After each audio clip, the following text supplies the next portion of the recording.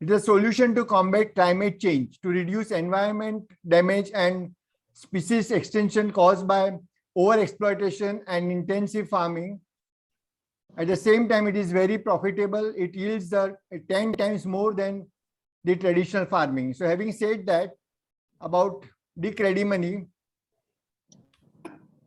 a sustainability expert with over 30 years of experience in India, Sri Lanka, Iran, and the Middle Eastern countries of Kingdom of Saudi Arabia, Kuwait, Oman, and the UAE. The pandemic made him realize that food security is a major concern for all governments across the globe. This made him look at hydroponic farming, and he interacted with experts in the field and brought together a unique team with the best skill set. He was instrumental in setting up a hydroponic fodder farm in UAE.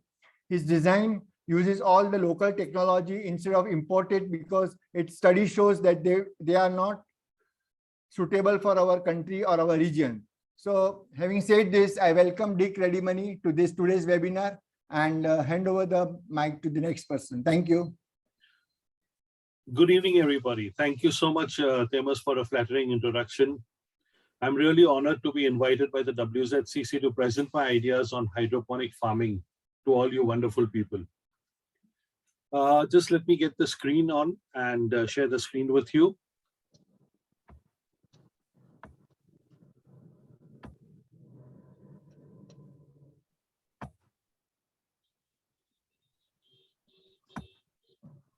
Okay, now is that visible to everybody? Yes. All right. So basically, I'm a sustainability guy. I am still into power saving, power quality, water saving, water quality, things like that. And I was doing quite well in the UAE till the pandemic hit.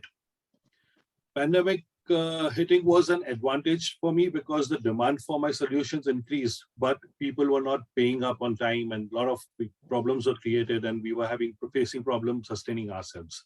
Which is why I looked into hydroponic farming. I was looking at options and hydroponic farming seems to be the best because it's sustainable. It secures our future also. And worldwide governments are realizing the importance of it, giving a lot of subsidies, and it's increasing every day.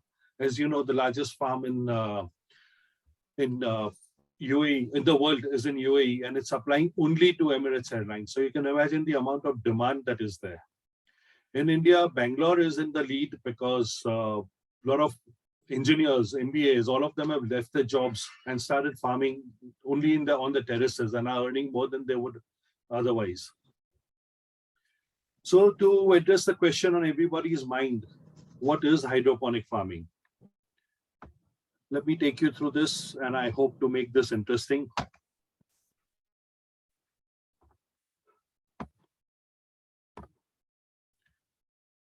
Hydroponic farming basically is what we would say farming on steroids. Now, without the bad steroids themselves involved, but yes, steroids, it'll be faster, it'll be better quality, and in every way advantageous. It does not require farmland, it doesn't require fertile soil, it grows in water directly. And it can be done on your balconies, it can be done indoors, outdoors, underground, wherever you like. It is specifically designed to handle the climate and weather and temperature. We can manage it ourselves and we don't have to bother about the natural calamities. Here is a small diagram of what a hydroponic farm, how it works. What you see here is a small water tank. Now, water by itself is not sufficient for what plants to grow, as in it needs nutrients. We are not using fertilizers which are used on the soil. So we use water-soluble nutrients. Now, these nutrients are added to water depending what type of plants we are growing. Are we doing leafy greens? Are we doing strawberries, fruits? Are we doing root vegetables? So depending on that, the nutrients and the dosage changes. And also depends on the plant growth stage. So it's mixed in the water, then it's pumped into the system where the roots are in the water. They hang in the water, they absorb what they need, and the rest flows back into the tank. So this way we are saving more than 90-95% water. There is no soil. We don't need any kind of pesticides over here. Since this is an indoor plant, we are using LED grow lights. Now, these LED grow lights are different from normal LED lights because these have special spectrums of sunlight. What happens here? Sorry, somebody raised the question. I will answer it later.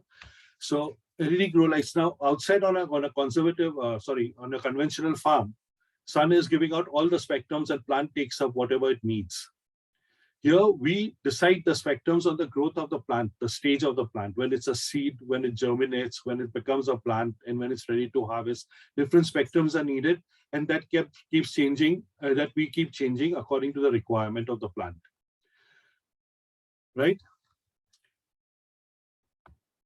Let me go to the next slide. What are the advantages in hydroponic farming? As I mentioned earlier, 90 to 95% reduction in water consumption. There is zero soil requirement, so we are not worried about fertile land, things like that. And since there is no soil, there is no pesticide, there are no weeds. So plants get all the nutrition that is there given to them, right? We are not depending on any kind of external weather conditions. We are creating our own climate. So the advantage over here is we can have multiple crops, like for example, strawberries, if we say, strawberry grows once a year.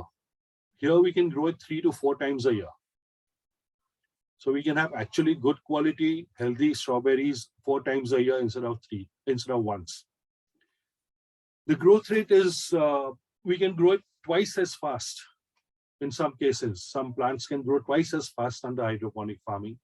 So again, your growth cycle is reduced. There's a lot of space saving because we do vertical farming. So when we are doing vertical farming, say in 1 acre, we can grow stuff worth 5 acres. So we save a lot of space. Naturally, since this is soilless and there is no need to work in hot sun and everything, we are saving on labor. Normally on a conventional farm, we are looking at about 10 people working on the farm. In this case, in hydroponics, we are just using 2 people.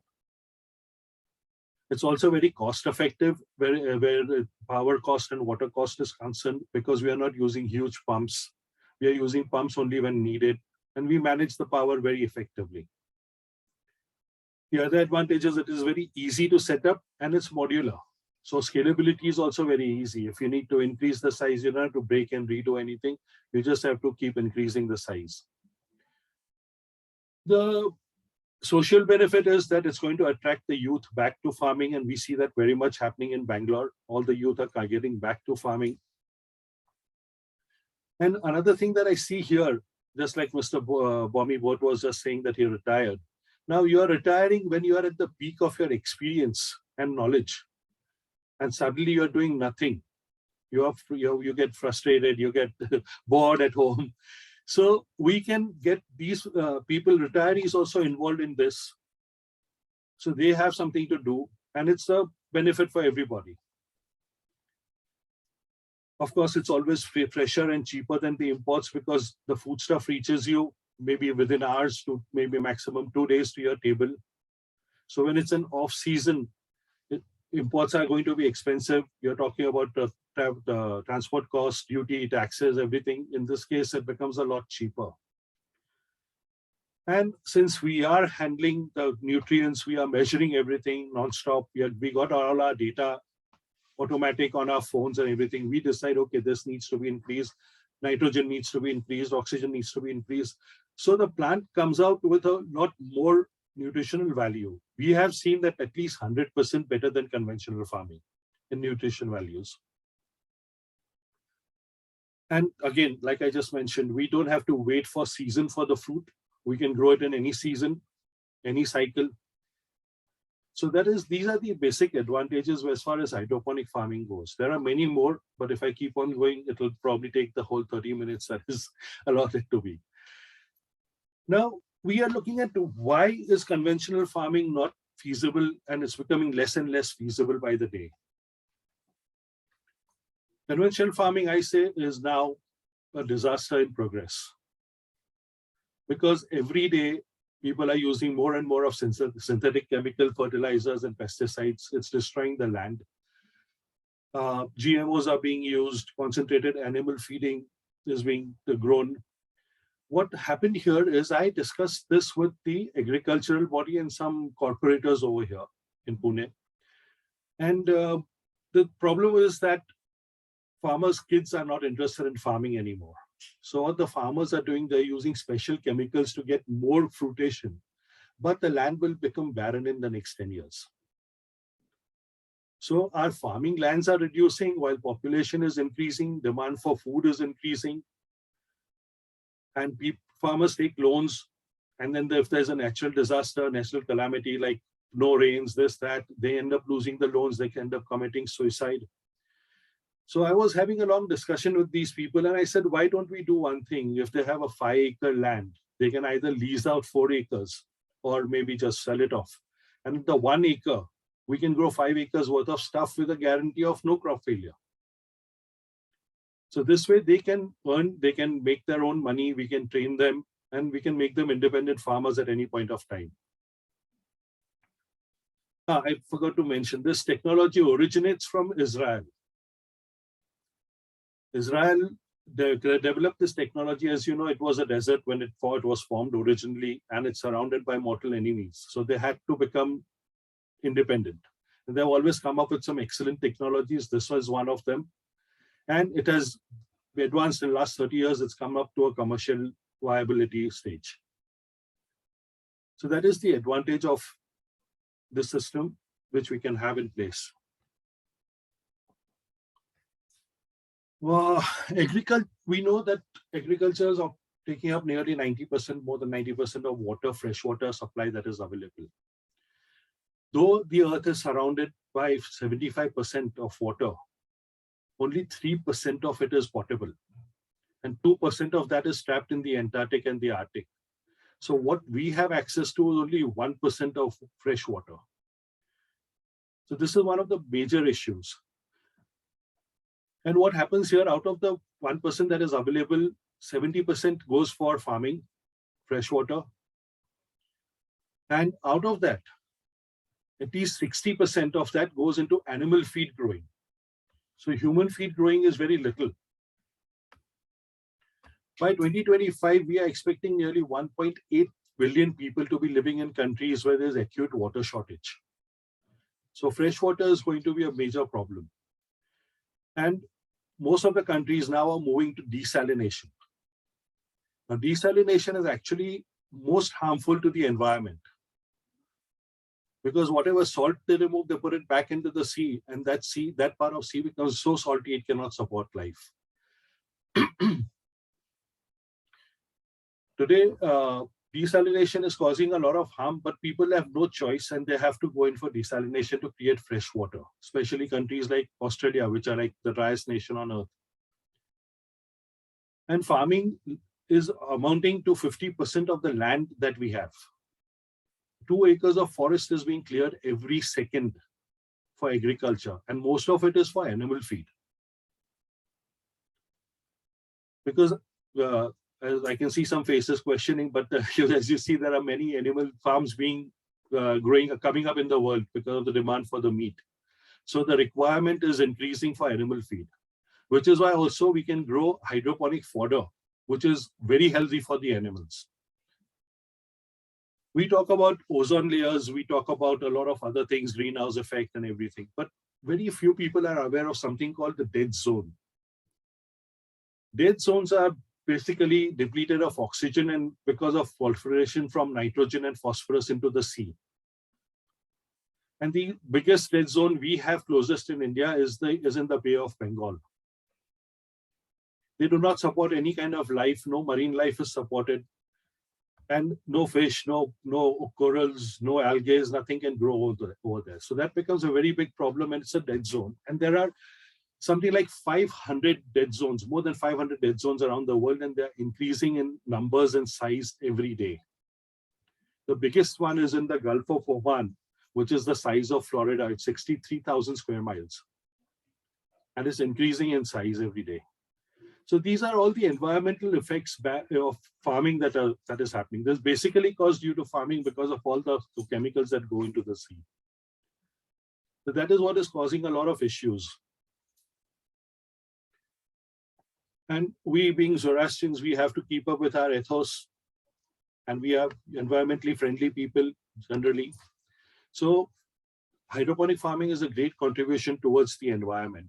There is no fear of land erosion, no fear of harsh climates, we do not need to use big reservoirs for water.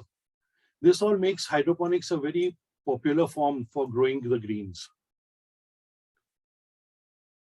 Secondly, we are also running out of fertile land, and the population is increasing by the day.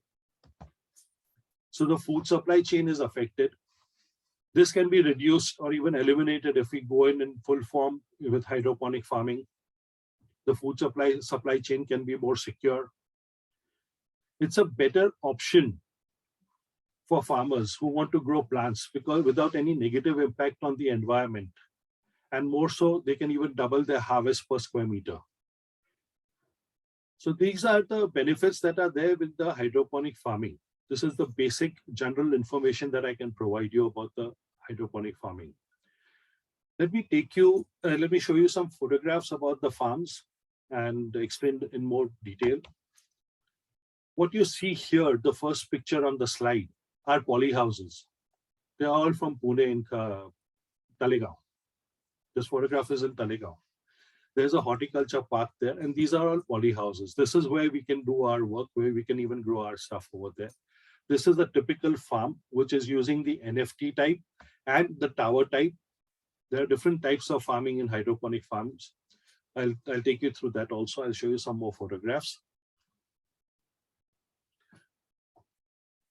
This is growing different types of greens, the kale, the iceberg lettuce, all these leafy vegetables are growing, and the other things on the vine. So as long as we have the same biosystem required by the plants, we can grow multiple crops.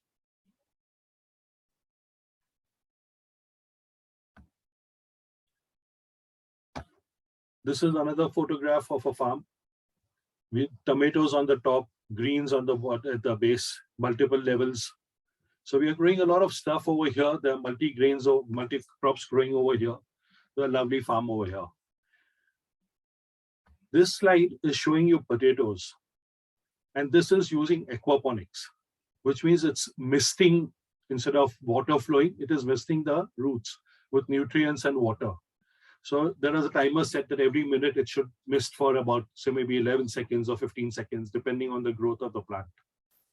And you can see the number of potatoes growing in less than 1 square foot of space. In the ground, it doesn't happen that way. It grows wide. And these potatoes are much healthier, more nutritional value, and we can grow anything we like over here. So radish is there, carrots are there. We can use this system for that.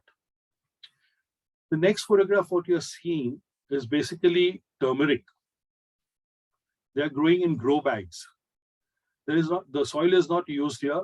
We use either balu soil or we use coco pit.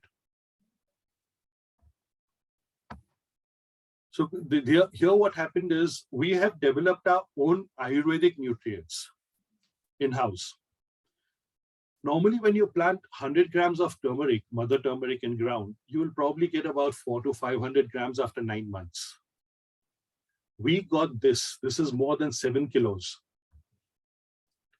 There's more than 7 kilos. So you can imagine from 500 grams that grows in the ground, we can get 7 kilos in hydroponic farming per bag. And this had high curcumin value of nearly 8%. So quality-wise, size-wise, everywhere-wise, it was a lot better than growing in conventional farms. I will show you a video of a farm, 2 farms, different farms. This is typically a farm. Again, this is in Talegaon.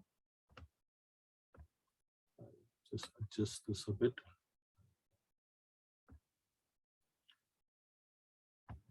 Yeah, what you see here, what you're seeing in the background here are cooling pads, the ones that come in your coolers, water coolers. So these are cooling pads which are continuously sprayed with water, right? What you see on the top here are mesh nets. So if it gets too hot, we can use these or remove them depending on the temperature we require inside.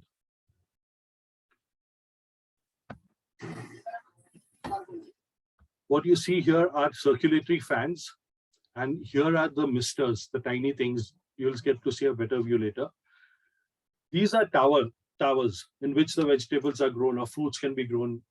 Here, again, they're using the aquaponic system where they spray water from the top and the entire tower gets water as and when needed according to the requirement. And what you see here is the NFT type of vegetable growing. The different types of hydroponic farming. What you see here are the fans. So this is a fan pad system over here where the fans are drawing the air out of the farm and the cool air keeps entering from the wet pads. This is where the germination takes place and then it's moved into the NFT level, NFT type. These are the misters. Sorry, I'll just take it.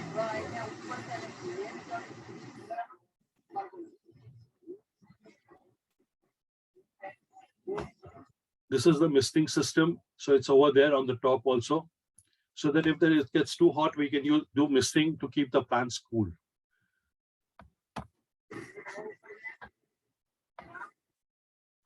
This is another farm.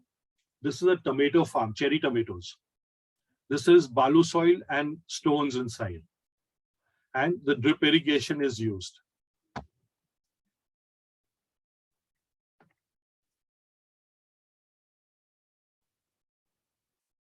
You can see the number of fruits on the plant.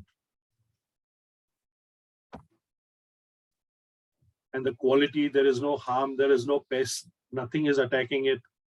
It's 100%, whatever we planted, we are getting to use the whole 100%, not having to worry about any of those other things that happen in the conventional farming. So this is basically what hydroponic farming is all about.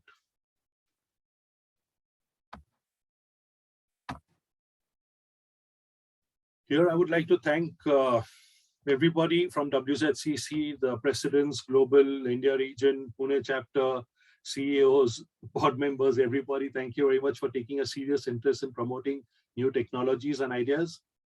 Mr. Yazdi Tantra of Online to help us with the webinar, making it possible with his tech support. And also last but not the least, I would like to thank Maharuk Barucha as well as Rukhsar for the backend and critique for the presentation. And as I finish this presentation, I would like to leave you all with a thought from Jane Goodall. Hello. Hello. Hello. I would like to leave you all with a thought from Jane Goodall. Who's this? You cannot get through a single day without having an impact on the world around you, which is a fact. We all know that. But what you do makes a difference, and you decide what kind of a difference you want to make. And this is a very good thought that we have that I can share with you. I'm open to questions now. These are my contact details in case you come up with some thoughts later and you want to get in touch with me. And I can answer your questions. There are some questions on the chat. Let me check.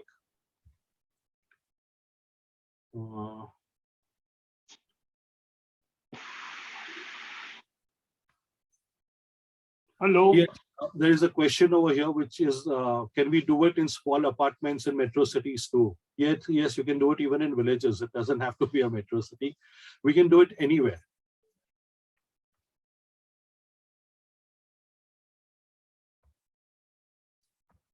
Who's next?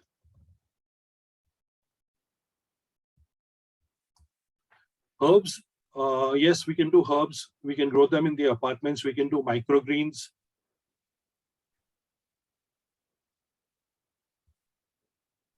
It can be done outdoor, but it has to be in a poly house because we need to control the weather. Water, we are saving 95%, as I mentioned earlier, 90 to 95% less water is used. So we save a lot of water. Water requirement is very little because we recycle the water. Recycling water. Okay, I'm open to questions. I think I've addressed everything on the chat. May I ask a question? Please do, please do. I want to know what would be the cost of a steroid that you put in? We do not put on steroids, we put in the nutrients. Nutrients of it, Yeah. yes. I just So- read that it's like farming on steroids because it grows faster and better. That I was worried about that. No, we do not use steroids. And You're we not have using developed our own in-house steroid nutrients. They are Ayurvedic and homeopathy based. So we are not Okay. using chemicals. So Sir, I it have a- can, Sorry. no, it can be done in flats, or can it be can done on a, anywhere. no, but I'm from Ahmedabad and Yes. I want to know, because we have harsh weather, very Yes. direct sunlight, as well as harsh winters also. Right. So, but then you can't grow it without the LED bulbs. No, you can't. We need to give it sunlight, right? Every plant Yeah, requires lights for photosynthesis. No, but if it's on the terrace, On the terrace, we will cover it with polythene or maybe a net house, depending on what it is. We'll see the place, and then we can decide we can have a net house over there or we can have a small poly house you need to have a poly house to control the because we- temperature. to control the temperature. Okay. But And if you're doing also, something like turmeric, we can do it in a net house because it doesn't also- require too much control. we also require LED lights, is it? Not in a net house. Not in the net. No, only if it's indoors we require it. Thank you very much. It's very, very interesting, very interesting and welcome. informative. Dick, there are 3 points I have put on the chat. Can you address those 3? Yes, I will just take a look at it. There are 3 points on the chat.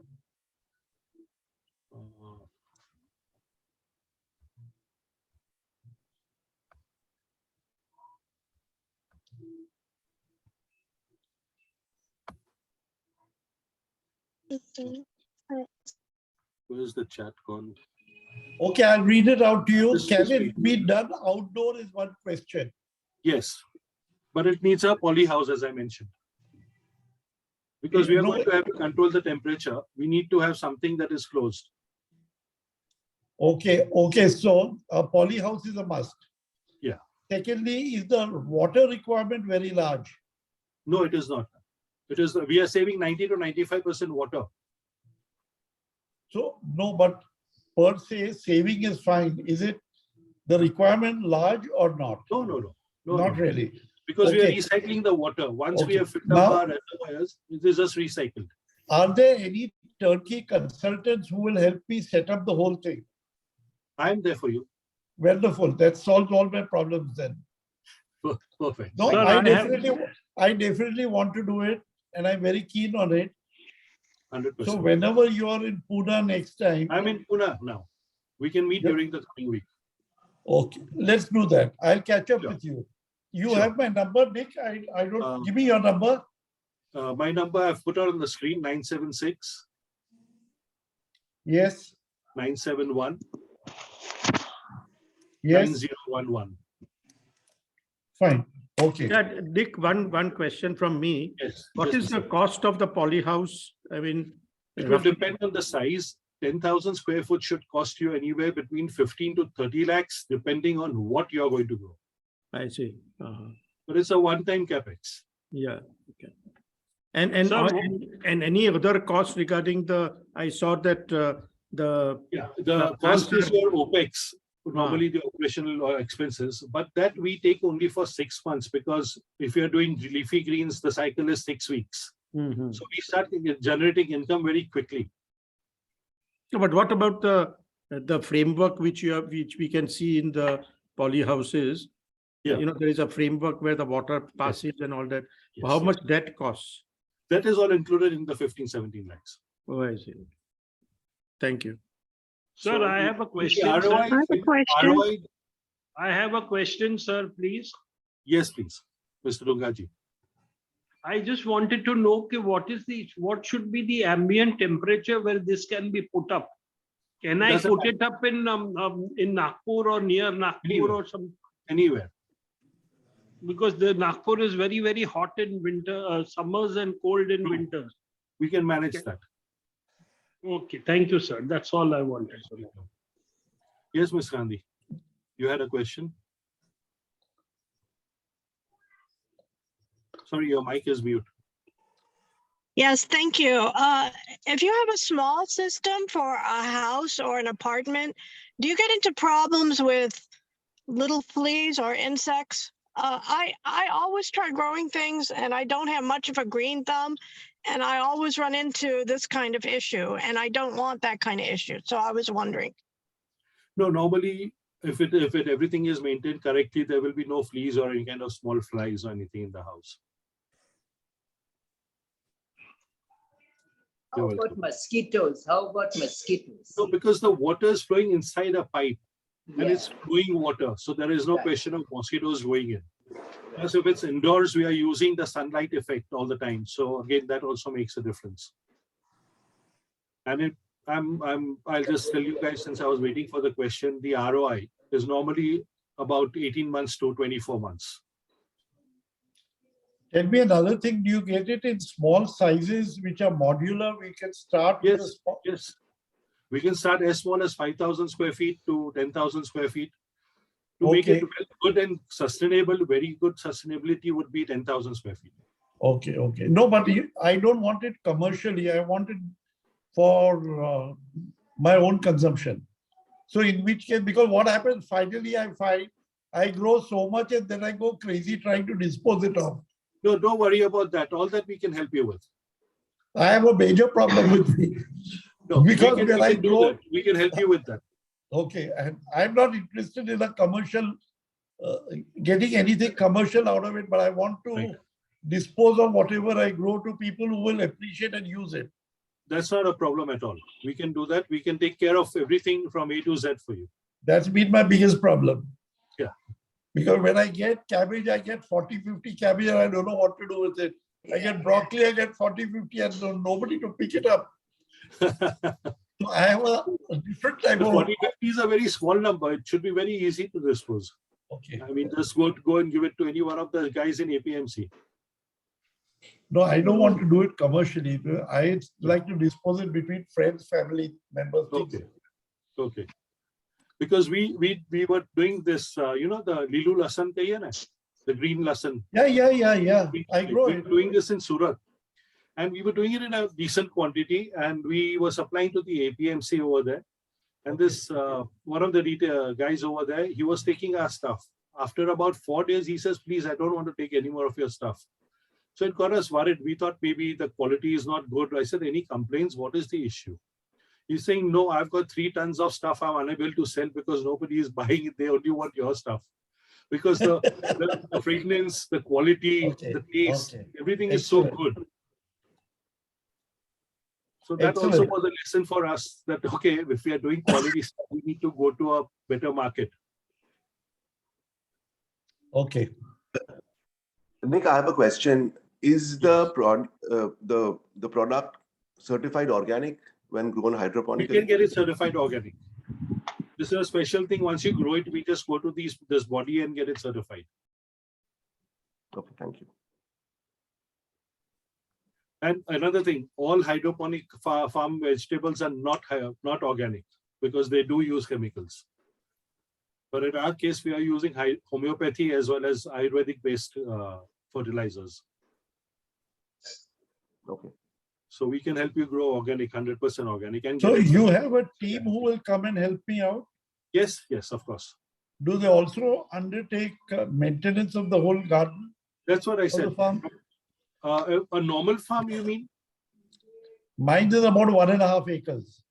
Yeah, but it's a conventional farm, right? Yes. That we can help you source local labor. That would be your best bet. That Nobody I've can got. do your work and go away. I need knowledge and technology. I need horticulture. That we can help you with. I need that because I've got my fact- own labor working here, all that I've got. I need somebody who can advise me and guide me. That I can help you with, definitely. That is, my team- problem lies in the technology. Okay. So my team consists of farmers themselves, and we have got the backing of Dr. Meenu Parabia from Surat, He's a highly qualified Ayurvedic expert, Okay. and he was the dean in the university there, and he's a brilliant gentleman who's backing us up and supporting Okay. us. Okay. So all that we can manage. Perfect.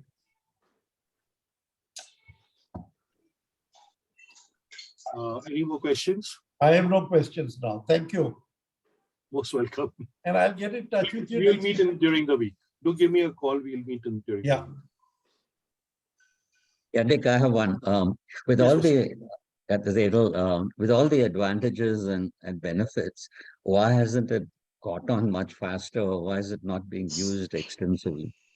One major challenge in this is the capex, initial investment. It's not cheap, but once you take it up, people are hesitant over there. Secondly, here in India, I've come across so many investors. They want to invest, but they want a touch, feel, see. Like even the Derasas of Jain, they have approached me, but they said, we have got so many cows, we want to give them hydroponic fodder because the milk increases by about 15 to 20% cow output. And if you are a beef farmer, beef can gain weight by about 1 kilo to 2.5 kilos a day. And this is very good on the digestion system. Their health stays better, even for chicken. The meat becomes tender, the yolk becomes better, healthier. So whether it's your poultry farming or your animal farming, it's a huge benefit. And it's not even expensive. Fodder farming is very cheap. You know, I've got at least 4 of these greenhouses around my place here at Khadakwasta. There are at least 4 of them. They're pretty big. Most of them are doing it. And they send their produce to Bombay by truck. One truck goes every day from here. Yes, I'm sure. It is very much in demand, especially when it's off season, the 5 stars. Now, like I just mentioned earlier, we are talking to Subway and KFC for doing contract farming for them. So whatever we grow, they pick up. Okay. And we grow what they want. And they want particular types of tomatoes, like beef tomatoes for their burgers. So we can grow any type, anything they want as per their quality requirements.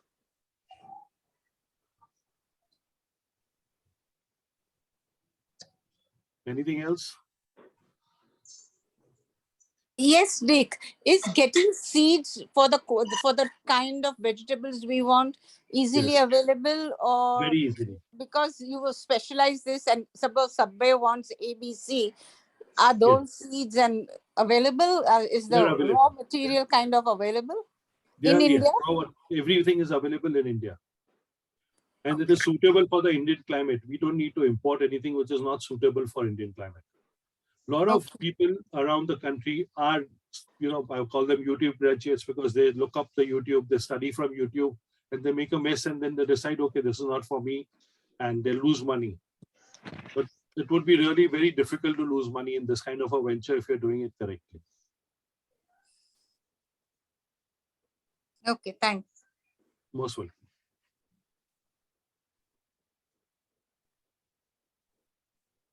Anybody else? Anything else? Yeah. Sorry?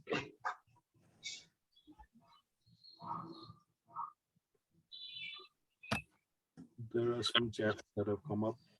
Is that are all questions answered? Any more? Any more questions? Any more questions? Somebody, No? I Mr. think Gurpreet.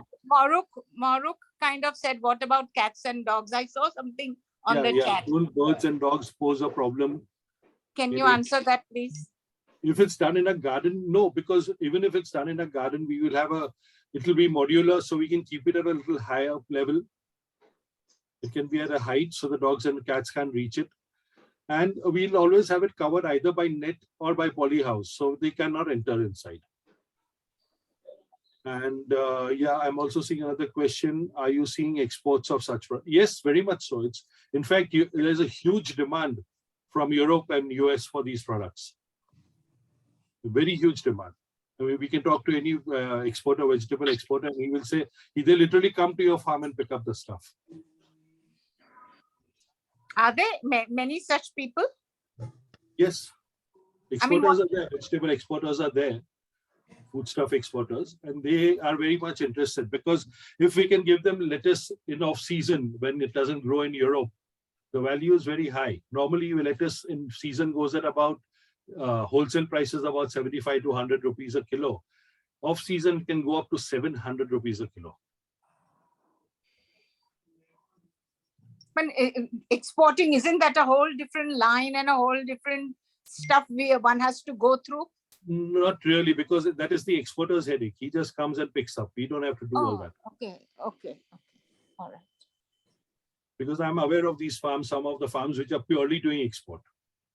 So exporters tie up with them, contract with them, and just pick up the whatever grows. They just come, bring a truck in, take the stuff and go away.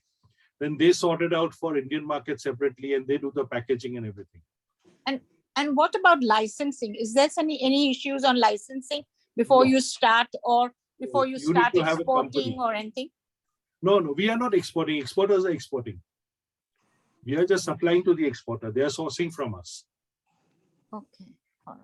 So all that process is their headache. Okay. One question, do you require a non-agricultural land or an agricultural land?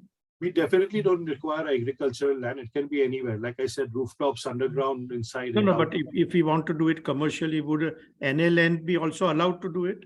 Yeah. We can Are do you it sure? anywhere. Yes, we can do it anywhere. And governments are now encouraging giving subsidies. So that is another benefit that we have. Because all the governments worldwide have woken up to the fact of food security, which they experienced during the pandemic. Good.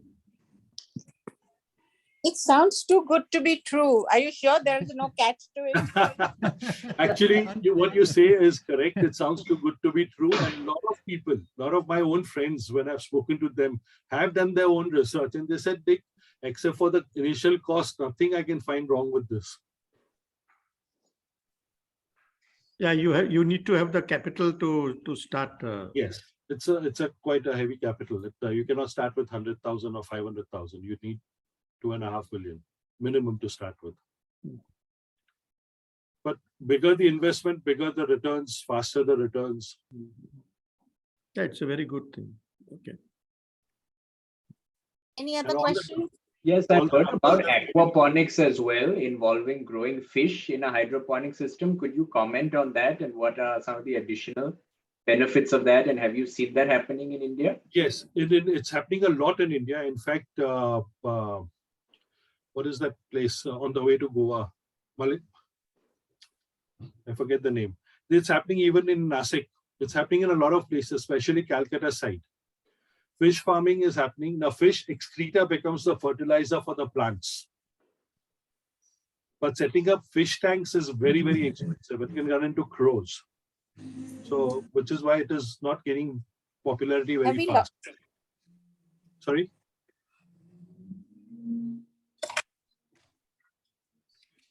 There is a company which is what Dick, we couldn't hear you. You are fading out, coming back. There's some. Yeah, but it's happening with you also. I'm not able to hear you. Something is happening. But anyways, so fish farming is gaining popularity, but it's extremely capital intensive. Can you repeat? Fish farming is gaining popularity, even pearl farming and all these things. But the capital requirement goes into crores as far as fish farming goes.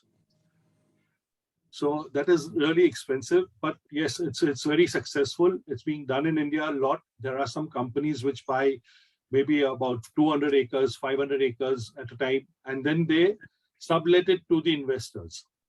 So they take investment separately and they do it in different ways.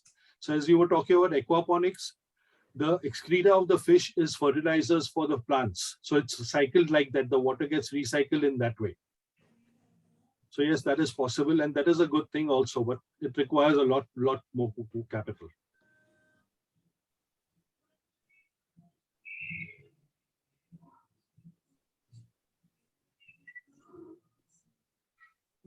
Are we through? Any more questions? Anybody?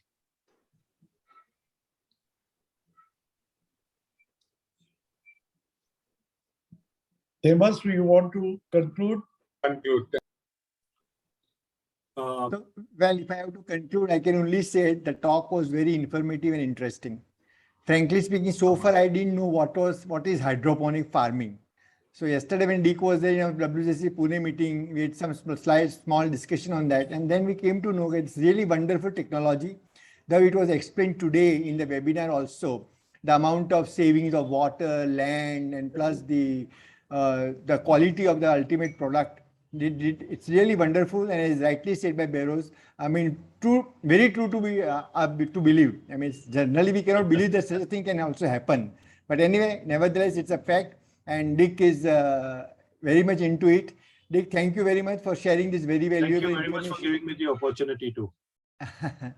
Very valuable information to us. Up till now, as I said, we were not knowing about this, and I'm sure most of us can take advantage of this because many of us will be interested in their own houses, in their own farms, like Mr. Bommy Board said, like that. So thank you very much, Dick. And I thank all those the participants today who have joined on this webinar from world across. Thank you. Thank you, SD Tantra, for organizing this webinar. And thank you, our Global President, Percy Master, for coming on the webinar. Thank you, one and all. Thank you. Thank you very Thank much. you. Thank you, everybody. Bye-bye. Have a good Bye-bye. evening. Bye-bye.